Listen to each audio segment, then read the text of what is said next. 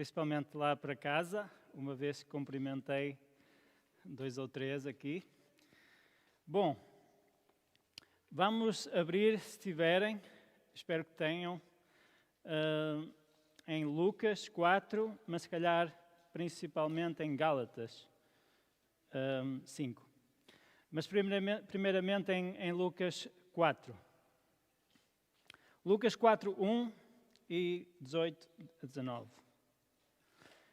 Jesus, cheio do Espírito Santo, voltou do Jordão e foi levado pelo Espírito ao deserto. 18 e 19. O Espírito do Senhor está sobre mim, porque Ele me ungiu para pregar as boas novas aos pobres. Ele me enviou para proclamar liberdade aos presos e a recuperação da vista aos cegos, para libertar os oprimidos e proclamar o ano da graça do Senhor. O Espírito do Senhor está sobre mim. Como sabem, ou espero que assim aconteça, Jesus é o nosso maior exemplo a seguir. Acho que deve ser assim, que um bom cristão deve ser. Jesus é o nosso maior exemplo a seguir. Sabem, Jesus, acho eu que teve uma vida muito normal até aos seus 30 anos. Na sua família, nos seus vizinhos ali em Nazaré, muito normal. Crescia em estatura, em sabedoria, em obediência, mas nada de extraordinário ele fazia naquela altura.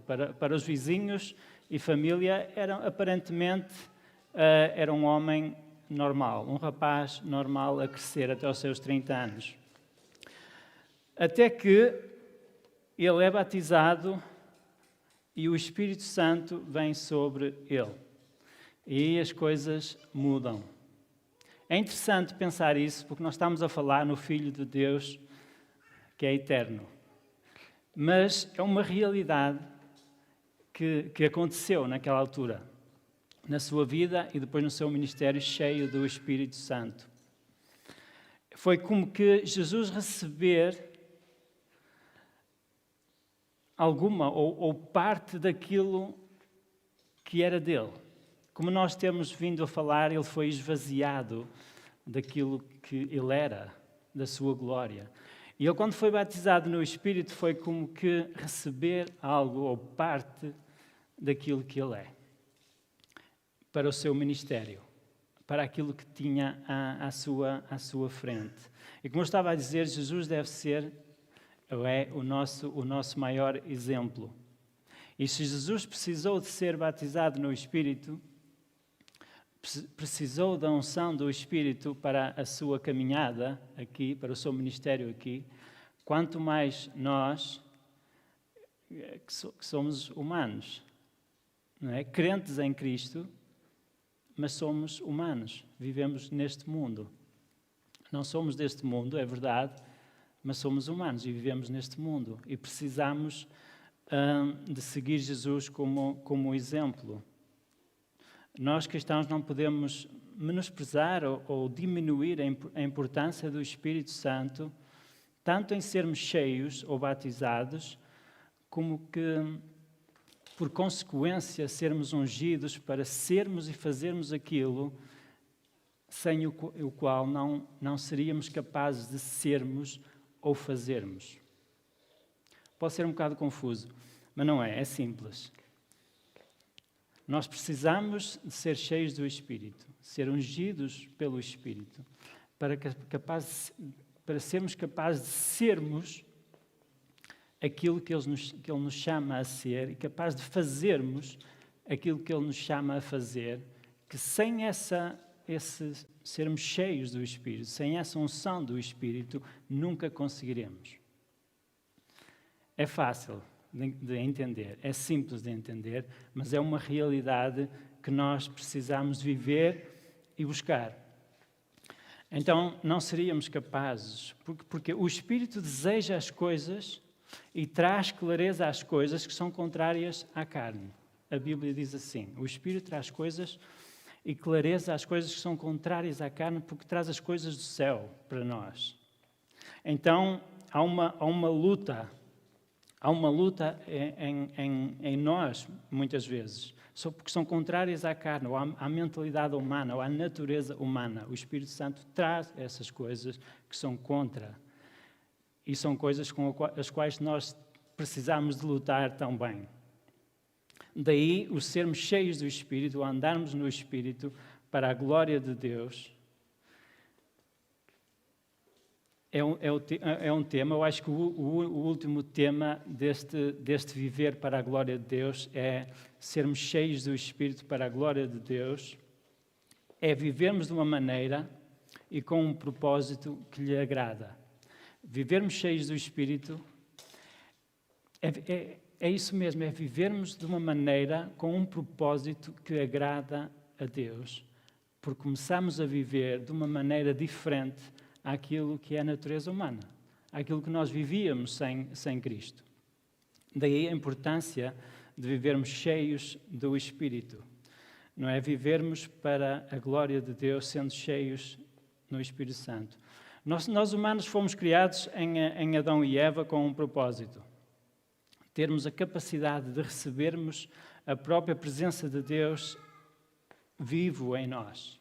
Nós fomos criados assim no início, em Adão e Eva, com a capacidade de recebermos e vivermos a presença de Deus vivo em nós. Nós fomos criados assim, não é? Agora, nós sabemos que isso foi destruído pelo pecado. É verdade que isso aconteceu logo no início. Isso foi destruído pelo pecado, não é? E como que em cadeia todos pecamos, como diz a Bíblia. Todos pecamos e fomos separados. Essa capacidade de recebermos a presença de Deus não foi destruída, mas foi destruído esse celo que nos ligava. Foi completamente destruído, né, pelo pecado. Mas essa capacidade ou esse espaço, esse vazio continua lá, completamente disponível. E esse espaço não foi destruído o elo que nos ligava a Deus. Esse espaço continua lá. Jesus veio restaurar essa destruição. Sendo Ele próprio destruído e separado de Deus, Jesus veio restaurar essa destruição que foi feita no início pelo pecado e, consequentemente, a toda a humanidade. Mas sabem, esse sacrifício de Jesus não se torna automático. Não é? O sacrifício perfeito de Jesus, que foi feito há mais ou menos 2000 anos atrás, não se torna automático à humanidade. Não é? Eu sei que há pessoas que pensam assim, no fim todos e tal, vocês sabem. Mas não é automático. Cada um que vai crendo, através dos tempos e das eras, cada um que vai crendo, o Espírito Santo vai executando esse plano em cada um de nós que vai crendo, em quem Deus se vai revelando. É o Espírito Santo que efetua aquele sacrifício perfeito a cada um de nós que crê. Não é? Eu sei que nós fomos chamados desde antes da fundação do mundo, é uma verdade, mas há um tempo, há um momento certo em que o Espírito Santo faz isso em nós. Pega naquele sacrifício perfeito, aquele plano da salvação, e executa esse plano em cada um de nós. Em cada um de nós está aqui, eu creio que em muitos dos que estão em casa a ouvir-me também. Há um tempo certo para isso. Há um tempo escolhido de Deus para isso. Há um tempo de resposta a isso. E isso é importante porque é exatamente o Espírito Santo que faz isso em nós. Daí o trabalho do Espírito ser tão importante e eu diria perfeito, não é? Deus ama e envia, Jesus se entrega e o Espírito Santo executa isso em nós, trabalha isso em nós. É um plano perfeito. Então, nós fomos criados assim, dessa maneira, para recebermos a presença de Deus em nós. O ser humano foi criado assim, mas esse recipiente foi como que esvaziado. Mas o ser humano continua numa ânsia de o preencher com o que quer que seja. Uma vez que foi esvaziado disso, e enquanto não é cheio, o ser humano continua numa ânsia, numa procura para preencher esse espaço que precisa de ser cheio por algo, porque está vazio. E pode ser qualquer coisa que o ser humano procura. Pode ser o desejo de uma carreira que lhe dá sucesso, pode ser uma casa, um carro, coisas boas até em si, não são más em si, mas procura preencher com coisas que não vão preencher aquilo para o qual fomos feitos, não é? Constituir família, por exemplo, pode ser, podemos pensar, é a solução para todo este vazio. É uma coisa boa, excelente, mas há um lugar que é dele. Porque no final nunca nos vamos sentir realizados, porque já tenho aquele carro que queria, mas eu agora preciso mesmo de uma coleção de carros espetaculares, e nunca vamos ser satisfeitos e realizados, porque aquele vazio, aquele lugar é dele. E só ele vai preencher esse lugar. Só assim iremos ser completos. E podemos ser felizes com muitas coisas neste mundo, que não são más em si, são coisas boas, mas só vamos ser realizados e completos quando Deus, pelo seu Espírito, vem ocupar esse lugar. O mundo está em suspense, à espera de mentes brilhantes. Não fui eu que disse isto, foi um entendido de medicina e de avanço da medicina, um cientista mesmo, português, que disse: o mundo está em suspense à espera de mentes brilhantes. E é verdade, e eu aceito isso. Eu aceito que o mundo está realmente em suspense à espera que aquelas mentes mais pensadoras criem alguma coisa para trazer alguma solução a isto que vivemos. É verdade que o mundo está assim. Não é? E eu aceito isso, relativo à vacina. E porque esta semana houve mais uma vacina que afinal não é tão boa como parecia ser e vão melhorar aquilo. É assim a medicina e a ciência. Nunca se sabe muito bem como é que vai ser, mas o mundo está em suspense. Mas depois ele continuou, e isto agora começou a mexer mais comigo. A inteligência humana é a esperança do mundo. Exatamente com estas palavras. A inteligência humana é a esperança do mundo. Então, as mentes brilhantes estão a trabalhar para este clima de suspensão termine, que este tempo que vivemos termine. Mas agora, a inteligência humana é a esperança do mundo? Eu comecei a pensar, bem, na realidade foram mentes brilhantes e inteligência humana que nos trouxeram até aqui, à situação que vivemos, não é? E então é complicado pensarmos que a inteligência humana é a esperança do mundo. Porque nós estamos a falar da eventualidade de prolongarmos um pouquinho mais a vida de uma gota de orvalho num oceano de eternidade. Ou seja, eu posso morrer com 46 anos de idade de Covid-19. Mas se houver uma vacina, por exemplo, eu posso ir até mais meio ano de imunidade e posso viver até aos 70, 80, não sei. É uma realidade. E eu aceito isso. Mas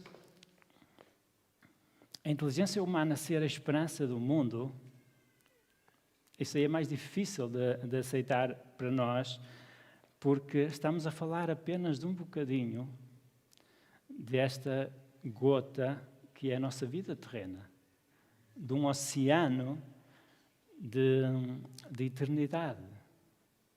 Não é?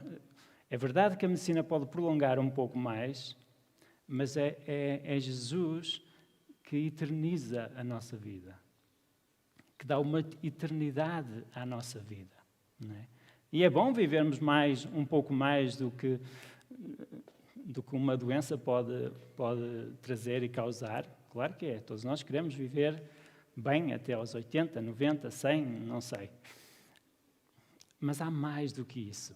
E então, E graças a Deus pela medicina e pela ciência, mas a esperança do mundo continua a ser a igreja local.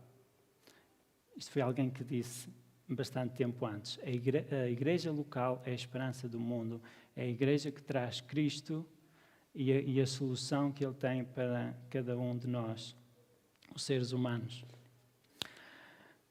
As gerações que nos trouxeram até aqui, se calhar desde a Revolução Industrial, foram de longe as mais inteligentes. Este foi alguém que também falou. As gerações que nos trouxeram até aqui, com tudo o que inventaram e nos trouxeram, foram sem dúvida as mais inteligentes. E hoje posso estar aqui a falar, e estão aqui algumas pessoas para me ouvir, mas também estão a me ouvir em casa, e se calhar muito mais longe do que o nosso Val de Sousa, exatamente por isso, porque houveram pessoas inteligentes que descobriram estas coisas, inventaram estas coisas, e foram, talvez sim, as pessoas mais inteligentes do último século. Mas eu acrescentaria, não foram de todo as mais sábias, porque não conseguem prever as consequências das coisas que nos trazem. Não têm essa sabedoria suficiente para medir os contras das coisas que inventam e nos trazem, que até são boas e até gostamos delas, pelo menos parte delas, mas não, como eu já disse, não foram de todos mais sábios até agora. Verdadeira sabedoria vem do Espírito. Verdadeira sabedoria, como diz na Bíblia, vem do Espírito, porque é ser cheio do Espírito de Deus Criador que é omnisciente. Nós, quando somos cheios do Espírito de Deus Criador que é omnisciente. E esta palavra nós agora não usamos muito, omnisciente, ou omnipotente, ou omnipresente.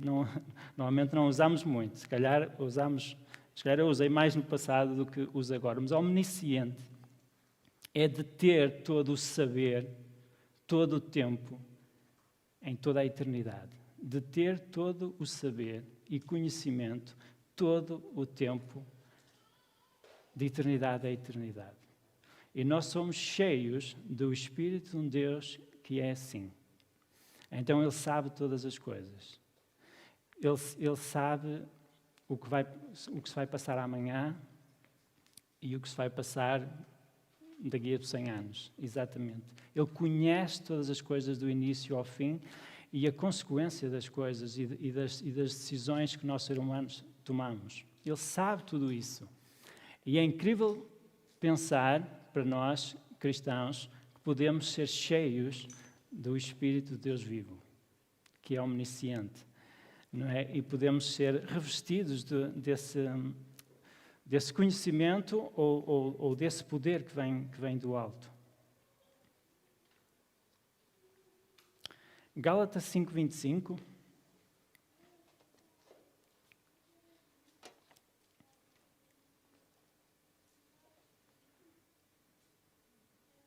Se vivemos pelo Espírito, andemos também pelo Espírito. É só isso. Se vivemos pelo Espírito, andemos também pelo Espírito. E eu em tempos pensei, parece-me uma e outra coisa, parece-me que as duas coisas são a mesma, vivermos pelo Espírito e andarmos no Espírito. Mas o apóstolo Paulo está a querer dizer que não é bem assim. Se vivemos pelo Espírito, andemos também nele. Agora, nós cristãos convertidos, nós vivemos pelo Espírito, porque nós fomos salvos pela obra, fomos salvos pelo sacrifício de Cristo, e é o Espírito Santo que faz essa obra em nós. E nós agora vivemos nele. Mas andar é uma coisa diferente. Nós podemos viver e estar quietos. Mas andar exige ação, exige movimento. E nós podemos estar a viver no Espírito, mas não estamos a andar, a desfrutar daquilo que Ele quer fazer em nós e através de nós. E por isso é que isto são coisas diferentes. Se vivemos no Espírito, andemos também pelo Espírito. Não estejamos parados. Nós precisamos que essas coisas funcionem na prática. Nós podemos realmente viver, mas estar parados. Se é verdade que o Espírito provoca situações e reações, como por exemplo, posso trazer o exemplo de Estevão, é o Espírito em nós que provoca situações e reações. O Estevão foi apedrejado até à morte, exatamente por ser cheio do Espírito Santo, que provoca situações e reações nas pessoas. Não é? E sem isso, andaria na vida dele.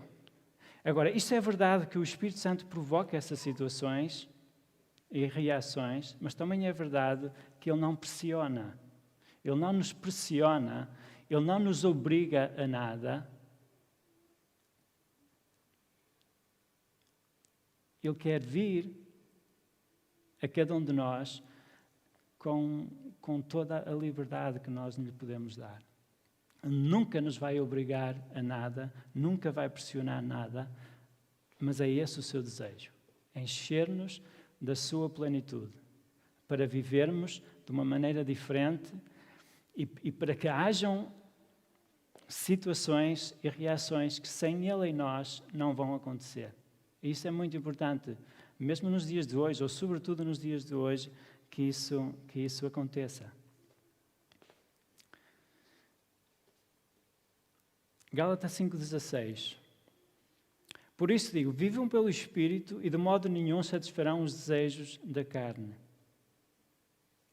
Pois a carne deseja o que é contrário ao Espírito e o Espírito o que é contrário à carne.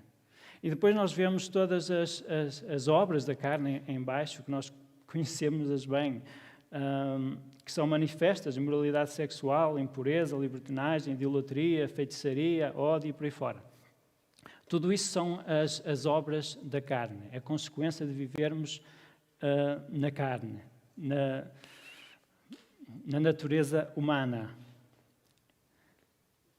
Mas depois continua no 22, o fruto do Espírito é amor, alegria, paz, paciência, amabilidade, bondade, fidelidade e por aí fora. Nós muitas vezes pensamos no Espírito mais pelos dons, mais pelo poder, ou até emoções, ou bem-estar. Não é? Se calhar pensamos mais assim. Mas, se calhar, mais importante, acho eu, é aquilo que Ele nos livra de vivermos. E tomem atenção, se calhar é mais importante aquilo que o Espírito nos livra de vivermos e nos capacita para vivermos e fazermos, ou para sermos. Porque quando diz aqui que o fruto do Espírito é amor, alegria, paz, paciência, amabilidade, bondade, fidelidade, é sermos diferentes. É sermos aquilo que Ele é. É sermos completamente diferentes. Sabem, porque as profecias cessarão e as línguas também e todas essas coisas como nós lemos em Coríntios, mas o amor permanece. E é o mais importante. Porque Deus é amor e todas estas coisas aqui dos frutos do Espírito é quem Ele é e é aquilo que Ele faz em cada um de nós. Daí esta importância. Efésios 5,18, não sei se vale a pena abrir, mas diz assim: não se embriaguem com vinho que leva à libertinagem, mas encham-se do Espírito Santo. E não estou a dizer nada, Giovanni.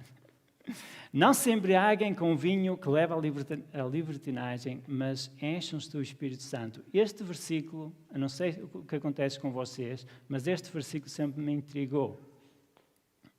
Porquê não se embriaguem com vinho, mas enchem-se do Espírito Santo? O apóstolo Paulo podia estar a dizer outra coisa qualquer. Não mintam, mas enchem-se do Espírito Santo. Não matem, mas enchem-se do Espírito Santo. Não roubem, mas enchem-se do Espírito Santo. Ele podia estar a dizer qualquer coisa, mas ele diz: não se embriaguem com vinho que leva à libertinagem, mas enchem-se do Espírito Santo. E sabem, se o apóstolo Paulo escrevesse hoje, ele à frente de vinho poderia adicionar muitas outras coisas quaisquer. Não se embriaguem com outra bebida qualquer. Não se embriaguem com as coisas deste mundo. Não se embriaguem com excesso de redes sociais. Não se embriaguem. Ele se calhar iria pôr muito mais coisas, mas ele escolheu esta. Agora, das duas uma, ou havia um problema generalizado de álcool naquela igreja, em Éfeso, acho eu, que eu acho que não. Ou então, uma e outra coisa eram parecidas na sua essência, mas com resultados e consequências diferentes. Uma e outra coisa eram parecidas. Sermos embriagados com vinho ou sermos cheios do Espírito podiam ser parecidos em sua essência, mas com resultados completamente diferentes. E eu lembrei-me que nos Atos dos Apóstolos, quando o Espírito Santo veio sobre aqueles 120, todo o mundo que estava ali realmente quase todo o mundo, disse, estão bêbados. Mas estavam só cheios do Espírito Santo. Eu agora não quero discutir em termos se os crentes podem beber vinho ou não podem. Em fé, cada um fará aquilo que entende. A Bíblia não proíbe, mas eu compreendo e respeito quem em fé acha que não deve beber. Não estou a discutir isso, mas estarmos embriagados com vinho, por exemplo, ou outra coisa qualquer, é não estarmos submissos às nossas próprias faculdades. Não termos controle de nós mesmos. Daí a ligação que o apóstolo Paulo faz ao Espírito. Vocês precisam de não estar submissos a vocês mesmos, vocês precisam estar submissos ao Espírito Santo, porque Ele vai levar-vos, se calhar, para onde vocês não querem. Como muitas vezes acontece com o vinho. Em vez disso, vocês encham-se do Espírito Santo e estejam submissos ao Espírito Santo, né, que Ele controle vocês mesmos. Em vez disso, submetam-se ao Espírito. Deixem-se encher pelo Espírito. Porque além de evitar essas coisas, ou caírem nessas coisas, os levam a viver numa dimensão que nós já não desejamos essas coisas e já não precisamos dessas coisas. O Espírito Santo leva-nos a viver de uma dimensão completamente diferente. E aquilo que nós desejávamos e gostávamos de experimentar, já não desejamos nem queremos, porque não prestam. Descobrimos que realmente não prestam. O Espírito Santo enche, satisfaz isso em nós. Então, e para terminar, o que é então viver cheio do Espírito Santo para a glória de Deus? É Deus Pai e Deus Filho virem habitar em nós pelo seu Espírito e assim vivemos de uma maneira que lhe dá glória.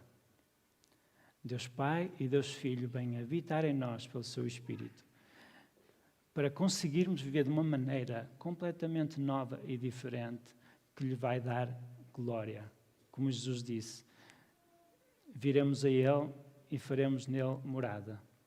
Era exatamente isso que Jesus estava a dizer e é o seu desejo. É o seu desejo. É incrível pensar nisso, mas é o seu desejo.